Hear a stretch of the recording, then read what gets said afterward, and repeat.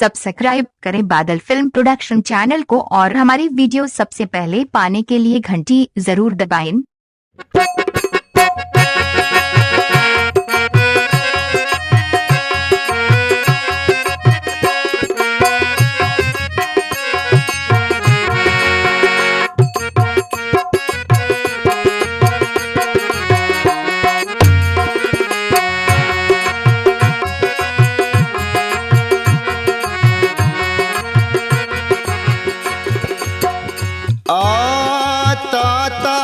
धैया कृष्ण कन्हैया राशि रचावे पाने में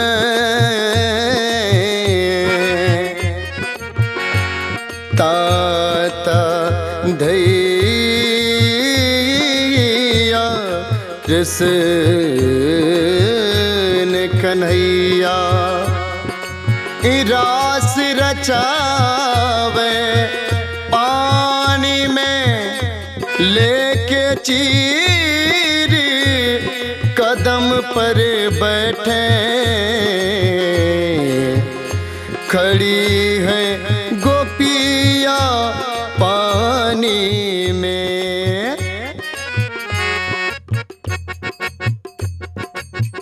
श्याम मधुबन में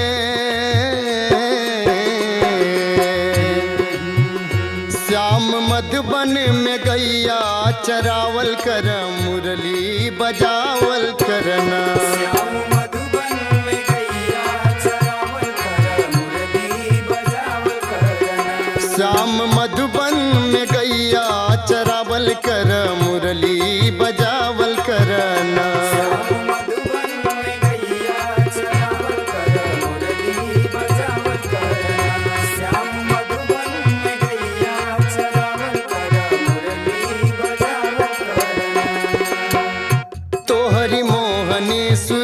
सबके मन में बसत हरि मोहनी मूर्ति सबके मन में बसत तो हरि मोहनी मूर्ति सबके मन में बसत तो हरि मोहनी सूरति सबके मन में बसत हरि मोहनी मूर्ति सबके मन में बसत तो हरि मोहनी सूरति सबके मन में बसत सारी सखियन में रास के रचावल कर मुरली बजावल करना। सारी सखियन में रास के रचावल कर मुरली बजावल करना। श्याम मधुबन में गैया चरावल कर मुरली बजावल करना। श्याम मधुबन में गैया चरावल कर मुरली बजावल करना।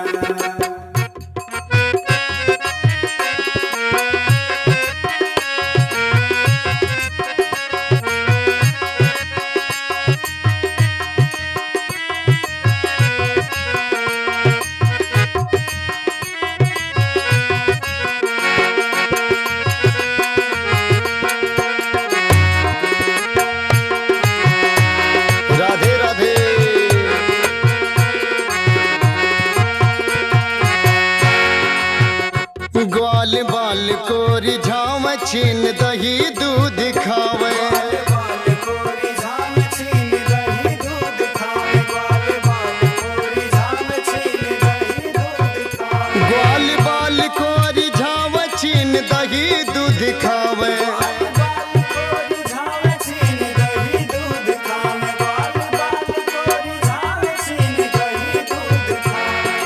आ सखी गोपियन के चीर के चुरावल कर मुरली बजावल करना। सखी गोपियन के चीर के चुरावल करे मुरली बजावल करना।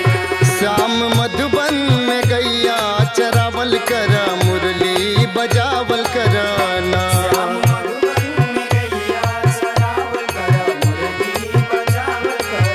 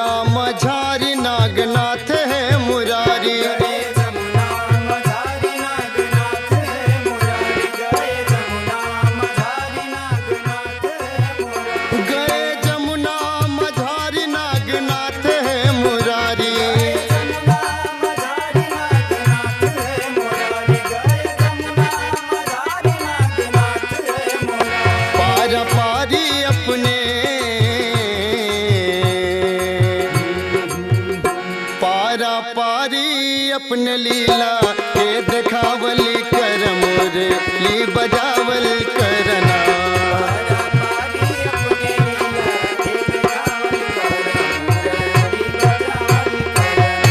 शाम मधुबन में गैया चरावल कर मोरे ली बजावल करना।